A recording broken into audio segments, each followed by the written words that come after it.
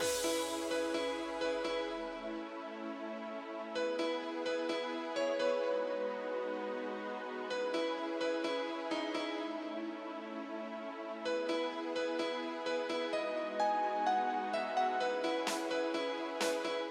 my day job today, and I've got to drive up to Exeter to collect some paint, because apparently they are no longer allowed to send paint unless you have an account with this company, because of new rules that are beyond their control apparently.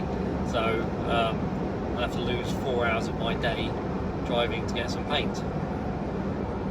I thought I might just chat to you guys about going on. We found this YouTubing to be not difficult, but difficult to get into, because we keep forgetting the camera and we forget to record, and we're still very, very self-conscious about talking to the camera, to you guys, with other people around. I don't know how long that will take to get over, or whether that's just us because we are the wrong side of 50. I don't know how Bernie feels about that, but I certainly feel very conscious about it. You obviously see younger people filming quite a lot, and I don't give it a second thought, so I don't see why I should give it a second thought when I'm doing the same thing, but I do. It was quite interesting on Sunday, because I'd got some stuff lined up in my head to say and to do, and I was going to film it myself, but one thing or another, getting the dogs walked, getting stuff ready to take to the boat, Bernie getting ready, doing the same. She came out of the house with the camera and said, right, action, do what you're going to do. And it's like, I can't now. Just complete and utter brain freeze, and I'm suddenly feeling very, very self-conscious. It'd be interesting if other people have the same thing. Any tips to get over that, or just time to get over it? This is probably going to be a bit of a nightmare for Bernie to edit anyway, because I'm just going to ramble and try and brain dump my thoughts onto camera. As I've said before, my brain works in about a million different ways all at the same time. My sister once said to me, I don't know how you do it. I thought, well, I don't know how I do it, it's just the way I am. You know, I could be doing something and thinking about something else completely. Maybe I don't do the thing I'm doing as well because of that, I don't know. Anyway, I can't change the way I am with that. I always seem to think about sort of almost everything at the same time, and then focus on every individual item. I always seem to be thinking about all sorts of things at the same time, and then have to narrow that down to research or focus on a certain item for a certain amount of time before moving on to the next. So what sort of state is Gwenol in? Well, we just had a survey done on her, and basically it's confirmed, gladly, luckily, fortunately, it's confirmed what I thought, and that basically she's a sound boat. She's just been a little bit neglected recently, and I think some of the things that have happened to Gwenol with regards to maintenance alterations, or even the actual build out, have not been done to the specification, design and level of finish that I would like. I like everything to be perfect.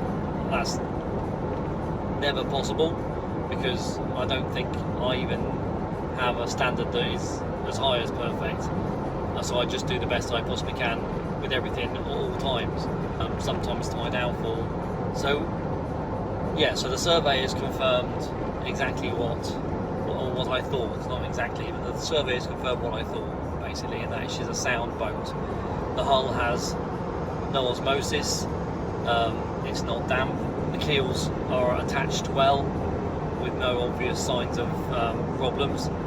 The recommendation was a keel bolt, or 2 keel bolts are withdrawn to be inspected. The rudder has a higher moisture content, and it's recommended that it gets inspected, which we can do.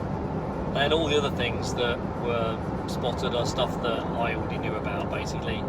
So what are we looking at with regards to Gwenol? So let's go from stern to bow deck, and then maybe stern to bow inside the hull. Deck wise, from the stern, there's stuff on the stern that has been fitted and removed and then refitted, so that's left holes and bits and pieces on there. That all needs regelling.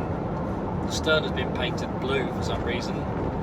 Don't particularly like that. Don't know the way it makes the boat look. It's the only bit of blue on the boat, so we're going to sand that back, hopefully just to gel coat, hopefully to find that the gel coat is okay and it's not hiding something else, and then rebuff that, polish it up. In the meantime, change the stern light to a LED rather than halogen that it is at the moment, and tidy up some of the fittings that are on the back. The plastic fittings for the seacocks, for the cockpit drains, don't look very nice, so we're going to change them for chrome. There is a Weberstow heater system on the back which we can take off and refit.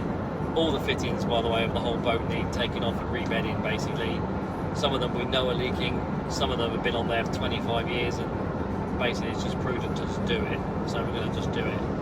Some of the fittings that are fitted on there have been fitted with something that is not A4 stainless or 316 stainless.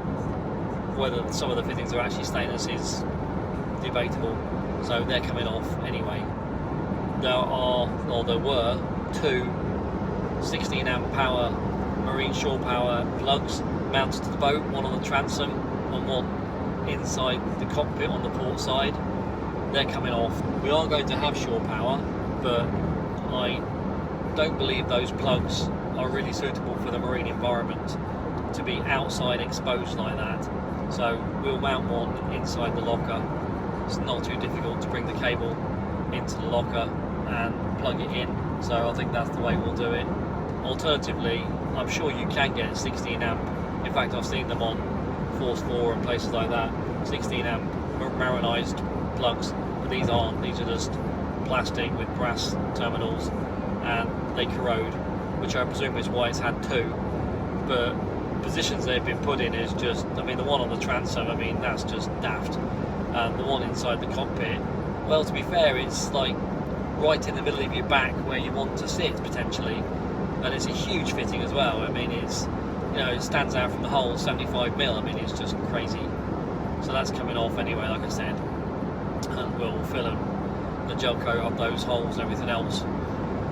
Gas in the gas locker, that's all coming out. I'm going to try and do away with the gas on board the boat completely. When you see the state of the gas pipe, well, it's just not the way you want to install gas on a boat, basically. And also, you can get continuous pipe with no joints in it and plastic coated, which I think will be better. They've used very small copper, probably only about 6mm in diameter, which for a 2-burner range and an oven, I'm sure must have been borderline for the amount of gas that it was getting down the pipe. And it's got joints in it in various places all the way along, you know, inside lockers and under bunks and everything like that. So not keen on that, I'm afraid. So we're going to try and change over to induction and an electric oven. We'll see how that goes in the coming years, basically. We won't know this year, but next year, hopefully, when we get the boat on the water, we'll know how that's going to work. That's a whole other story, so we'll go on with that later. Cockpit, there's various dings and rub marks and chips and stuff in the cockpit that needs addressing. It's a very strange round hatch in there as well, which I don't fully understand what the idea behind that was. Whether that stays or not, I don't know. It's not very pretty, it's not pressing at the moment, so that's possibly a job for next year, as this year's jobs is already, the list is way too long. Port side, I don't know what you call it, wheelhouse wing, I suppose you call it. It's like a little wing that comes off the wheelhouse, where there was a speaker, external speaker for the VHF radio that was mounted. So I don't think that's necessary personally, so I've taken that off. In doing so, there's quite a lot of voiding on the gel coat there between that and the fiberglass mat behind, which was something that was not done properly in the mould at the factory. You could actually push it with your finger on your thumb and squeeze water out of it. So we've already ground that back and started to fill that. We're going to need a lot more gel coat. So luckily we've managed to find that on the Hunter Association. It's a nice white. Would be nice to get the rail coat for that at some point, because we would like to spray the coach roof side. There's a grey band, which is a gel coat band that was done obviously at the factory in the moulding, that runs around sort of where the windows are on the coach roof, and I just think it looks horrible. So we'd like to change that to white. So the easiest way of doing that would be to spray it 2-pack paint, All Grip 3000 or something like that, which I'm going to have a go at doing. Starboard side, so also in the cockpit there are just 2 winches, one port, one starboard, for the Genoa. The one on the starboard side was being used for main halyard, Genoa halyard, kicker, reefing lines, the whole lot, the whole shebang, which meant that on that starboard side you had every halyard and sheet coming back to the starboard side, which just meant there was this massive rope on the starboard side, and then they'd put press studs on the side of that for rope bags. It just meant that really the cockpit must have been a very uncomfortable place to be whilst actually sailing, because there was just stuff everywhere, you know, in your back or in where you wanted to sit. You know, I mean, a lot of people sit with their back to sort of the coach roof, or in this case the wheelhouse, sort of facing the stern to either talk to the helmsman or just be comfortable lying, you know, with their feet, or sitting with their feet up on the seat with their back up against the coach roof. Well, that would have been very difficult to do because of all the halyards and bags and instruments that are there. So the winches. So the plan at the moment is to service those winches and reuse them, but move them forward slightly in the position the position they're in, so that we can actually fit 2 slightly smaller winches, which are going to be probably the Antel 16s behind them, so that we can use an asymmetric or a kite or something, more than likely going to be asymmetric, and still have the Genoa sheets on the Genoa. The only thing that's going to be coming down the starboard side that I can think of at the moment is going to be the kicker, which we are going to realign so that the clutches at the moment for all those halyards and ropes all stick out at 90 degrees from the coach roof side, which is quite an alien thing to do. You wouldn't think it would be, but to put your thumb on the clutch and move it out horizontally at 90 degrees to the coach roof side, and then push it forward, because you know with those cleats with those clutches you have to push them quite far forward to release because of the way the pawl sits inside them, especially if under tension. It's quite a stretch and quite uncomfortable to do from the cockpit.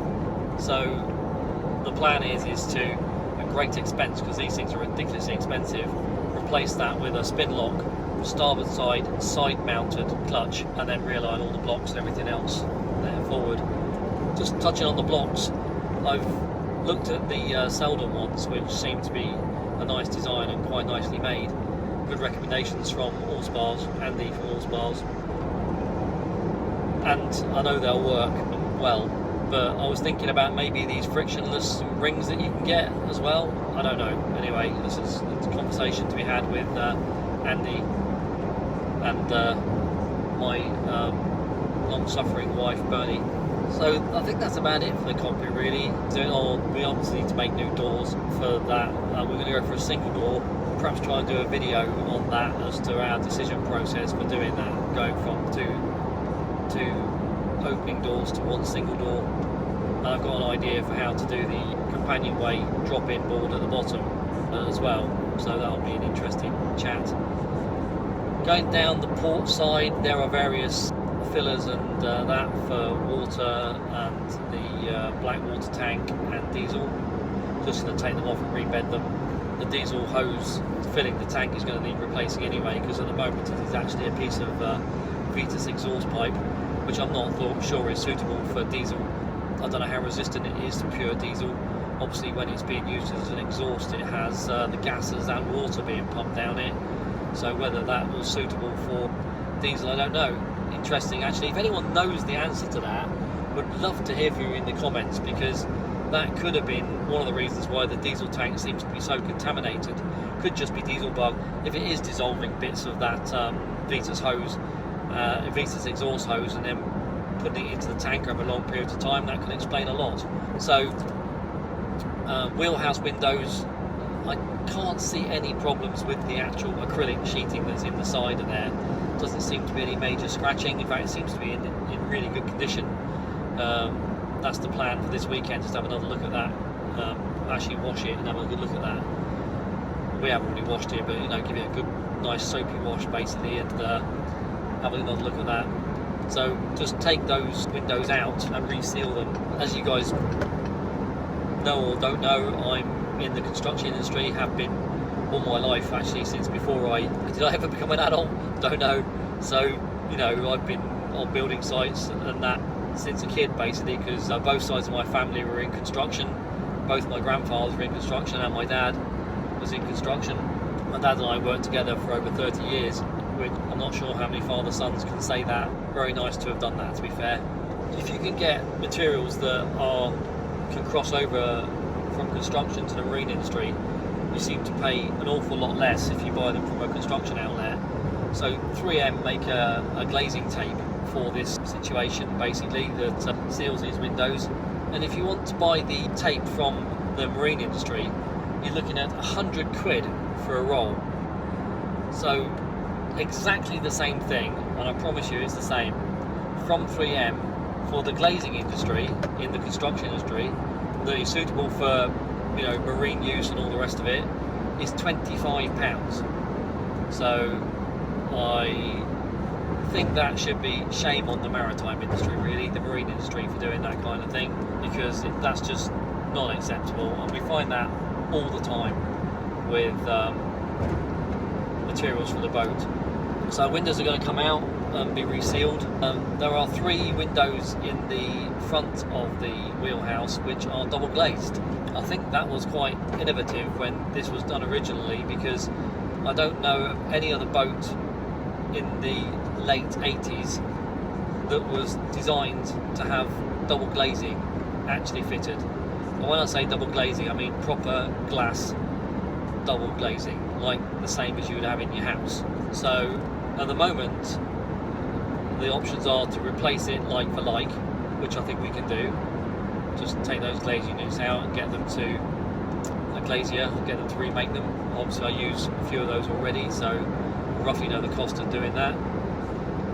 We discussed using a thicker acrylic, but that would have to be like a 20mm thick sheet of acrylic, which is quite expensive to buy, and I don't know if it'd do the same job. It obviously have some insulation properties, but whether it would fog up, I don't know. So I think at the moment we'll just end up replacing like for like and just see where we go. All of this stuff's not set in stone, so you can always change it later on if you need to. Looking forward to actually taking some of those surrounds off actually, to find out how they're actually put together, because on the inside there's some erroneous screws that have been put in, and I don't know why they've been put there. They don't seem like they were put there to actually hold anything up like curtains and the rest of it, just because of the positions they were in. So that does seem a bit strange. But we are wondering, or I'm wondering, whether the screws go through part of the fiberglass hull as well as the frame. I'd prefer if they didn't, but I perfectly understand if they do, which means we're going to have to mark up the frames quite carefully so that we get them back in the same place, or else that could be challenging. So the side windows of the coach roof at the moment are screw-on perspex, or acrylic, screw-on acrylic, which they tried to make double glazed by screwing acrylic on the outside, then on the inside putting a sort of timber packer piece, and then on the inside screwing on the side of that, then screwing another piece of acrylic sheet to create like an air void in between.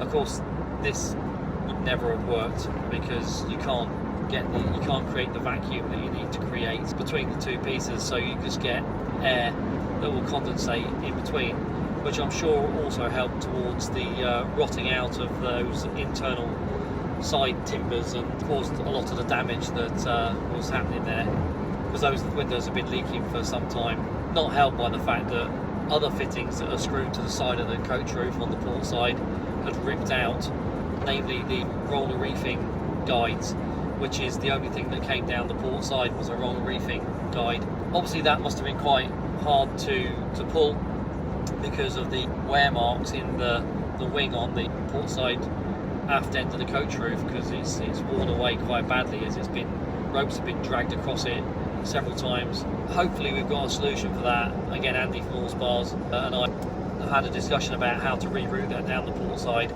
The disadvantage is it's got to go across the gate, as I call it, in the guard wires, which is actually on the step of where the hull changes in height by about probably 120 mils, something like that, slopes down as a step, and then there's a gate there that you can undo and get off the boat easier, but that transition sort of goes up a bit of an angle, that sort of 120 mil step.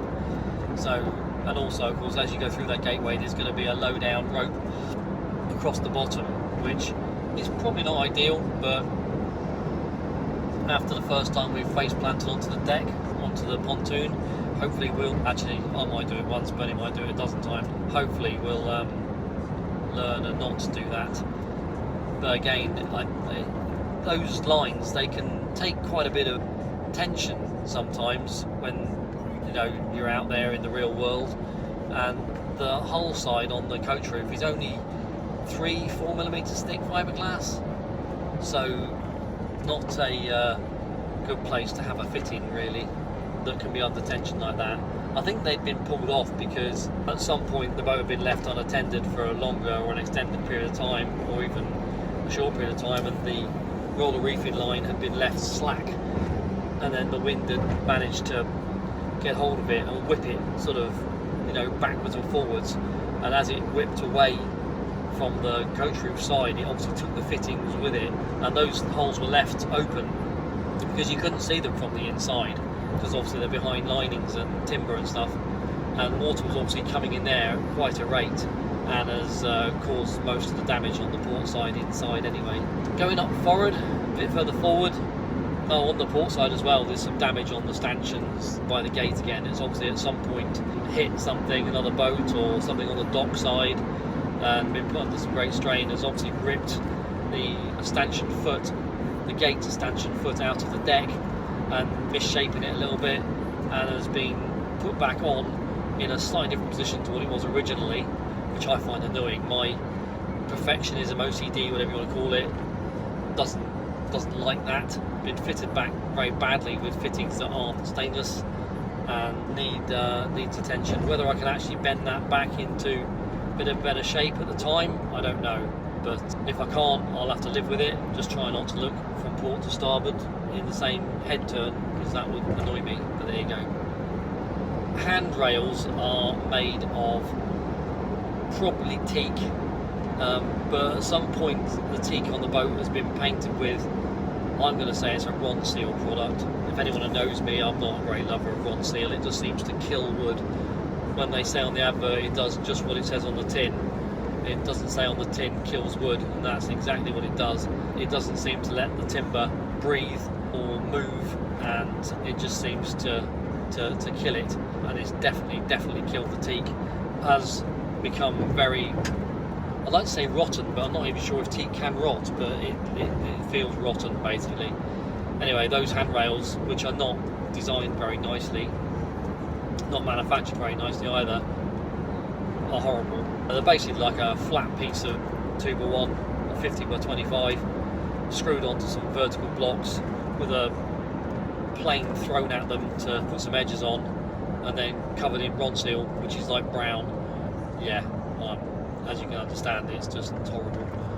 So they're coming off, and we've actually already purchased some stainless ones, supposedly 316. Not entirely blown away by the quality, but then again I wasn't blown away by the price either.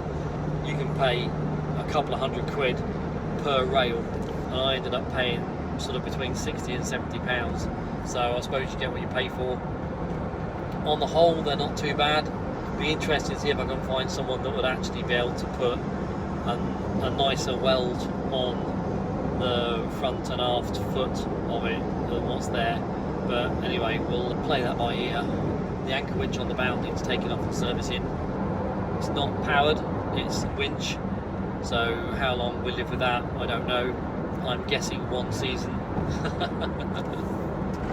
But we'll see what the old money situation is like at the end of next year, and see if we can stretch to putting a proper anchor winch in, or a powered anchor winch in. Mast and rigging we'll do as a separate thing basically, but that has gone away to all spars, new rigging to be made, new halyards, mast clutches, because we're going to move all the halyards and everything to the mast. So to limit the amount of tin rope coming back to the cockpit to just the kicker, we are going to move all the halyards and reefing lines to the mast. When I say this to other people that I sail with and everything else, they seem to think I'm bonkers, and I might be, but we can always change it back to halyards coming back to the cockpit. But the boat has slab reefing, doesn't have in-mast reefing. Not a great lover of in-mast reefing. In-boom reefing is horrendously expensive and really not warranted, I don't think, on a 32-foot boat. So we're going to single line reefing has a lot of pros, but has an awful lot of cons as well. It's an awful lot of friction and an awful lot of rope in a single line reefing system. What you can do in a matter of 15-20 seconds on slab reefing will take you probably a minute or more with single line reefing. So I think the answer to that is reef early. Obviously you get caught out, then that's that, but reef early. Certainly with the first reef anyway, at the mast. I mean, it's literally like 3 strides out of the cockpit to the mast. So on our previous boat, which was Beneteau First 25 Gavroche, we had slab reefing, but the halyards were in the cockpit. So I had to go to the mast, or Bernie had to go to the mast to put the first hitch into the luff on the cow horns up there. But you had to communicate with the cockpit to actually let the halyard off, and then, like I said, sometimes those pulls on those rope clutches don't come off enough, or they get a bit sticky and come back on again a little bit, and then you have to shout back, let it off more. You know, very often you put a couple of turns on a winch so that when you let it off, well, you always should put 2 turns on the winch at least before you let it off, so that it doesn't just drop down out of control or blow away out of control, because obviously it's windy, which is why you're reefing. So you always have to communicate with the cockpit about how much you want letting off, which when it's windy it can be fraught and rainy. You know, you're being stung by the rain or whatever. You know, say you've got a proper squall coming through, you know, and you're up there and it's windy and you're being bashed by rain, and you're having to spend extra, you know, time shouting back to the cockpit, let the halyard off more, let the halyard off more. They're going, what, sorry, what do you want me to do? Is it ready to go up yet? No, let it off more. Oh, yeah. So, decided we're going to have the halyards at the mast. So, one of us, more than likely me, but one of us, Bernie will have to learn how to do this, we'll have to go forward and put 2 turns on this, two winches on the mast, which is really nice actually. One for stuff on the boom and one for vertical stuff up the mast. A couple of turns on the winch, ready to go. Winch handle can be stored up there, ready to go.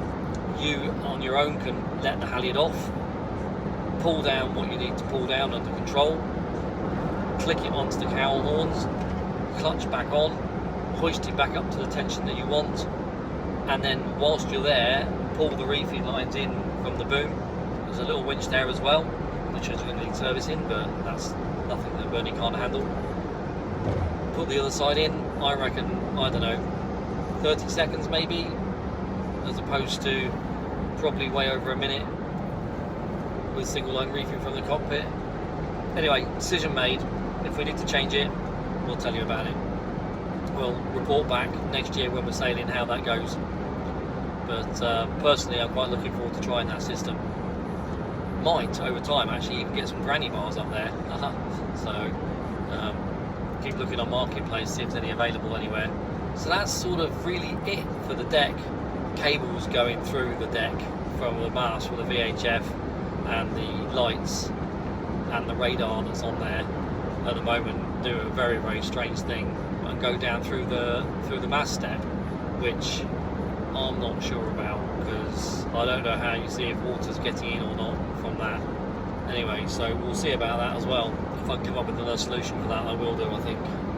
Well, the other solution, of course, is to bring the cables out of the mast sooner and have deck plugs, which also have pros and cons, don't they? None of those things are. Someone needs to come up with a really good design, to be fair. I mean, you can get the scan strut ones that take cable through, but they're sort of really designed to be done once and that's it. And I suppose with this boat, then you might be looking at only changing that maybe every 5 years or so when you actually do something with the rigging, or 10 years maybe. Certainly with Gavroche, with having the mast put up and down every single year, that wasn't an option. But those type of fittings, if you do undo them, they're not happy, basically. They like to be done up once and that's it, and then keep an eye on the rubbers, which is obviously not rubber, which is some kind of silicone based thing, but keep an eye on them for UV and perishing. Basically everything in marine environment eventually perishes. Just going back and talking about the rudder, at some point before we launch next year, that's going to have to be dropped out of the hull, and the bearings are going to have to be checked. I suspect they need doing, and also the lip seal on the rudder shaft is going to need to be done as well. All stuff that I've not done before, so we'll video that, and hopefully somebody can learn from our efforts, mistakes or success or whatever. Well, it will be a success in the end, because we'll have to get it done. Anything that we learn, we'll let you guys know. I've not seen any of that at the moment on any YouTube videos, so we'll post something on that. So going down through going down, that's one of the reasons why we bought this boat, really, was the fact that you don't really go down into the main saloon. You sort of just step through with two very shallow, probably 150mm steps, if that, into the deck saloon area. In fact, actually it's not really a deck saloon, because the saloon is still down lower, but you step through into the inside steering position, and on the port side then you have the heads and then the chart table, and on the starboard side you have the aft cabin entrance and then the steering position. Everything inside the boat is basically just needs a good clean, a good repaint or a good varnish and modernising. So aft cabin, there was a lot of very complicated boxings and things put in to get to the engine, or to stop when you get to the engine, that you had to pull out to get to the engine. I'm going to do away with that. I'm just going to have one simple lift up cover and one drop down cover for the engine. Give us more space actually working on the engine, which I think is extremely important, especially if you've got to get to something when you're at sea. You don't want to be pulling out intricate boxes and then that all the fittings that hold that in place getting in your way to get to the actual engine. It's just crazy. It'll also give us a better chance of actually putting some decent sound insulation in there as well, so that we can limit the sound coming from the engine. The port lights that go to the cockpit in the aft cabin are going to need new lenses in. I'm more than likely going to make them myself. They're about 35 quid to buy each, ready made. I haven't priced up the acrylic sheet yet, but I'm sure I can do it cheaper than that, and they're not difficult to do. Just need a following bit with the router and basically lay the old lens on top of the acrylic sheet and use the following bit with the router. It's not difficult, just then needs sanding and polishing up on the edges again, which is not difficult, it's just a little bit of time. I'm going to change the hatch, which is another perspex or acrylic screw-on hatch in the aft transom for an opening port light. Try and get a bit of cross ventilation going on in there. The aft section where the hydraulic ram is that does the inside steering, that has just been screwed to a piece of 12mm ply, which is going to need beefing up basically, and I've now come up with a plan in my mind about how to do that. So I'm going to laminate together some plywood and then machine that to the shape of the hull, fit underneath that plywood and fit to the shape of the hull from the outboard, starboard outboard side to the side of the rudder post, which is there, and bond that into the existing plywood and the hull, and then we can fix the steering ram down through that into place basically. do need to check the turning radius of that rudder, because at the moment it seems to be restricted by the ram that's there. The downside to all of that is if the ram needs to be bigger to make the turning circle bigger, which I haven't even explored yet or even discussed with Bernie. At this point, Gary had just opened the van window because his aircon wasn't working and he was a bit hot. But what it did mean was that it really affected the sound quality to the extent where it was very difficult to, even in editing, to balance it out and remove some of that road and wind noise.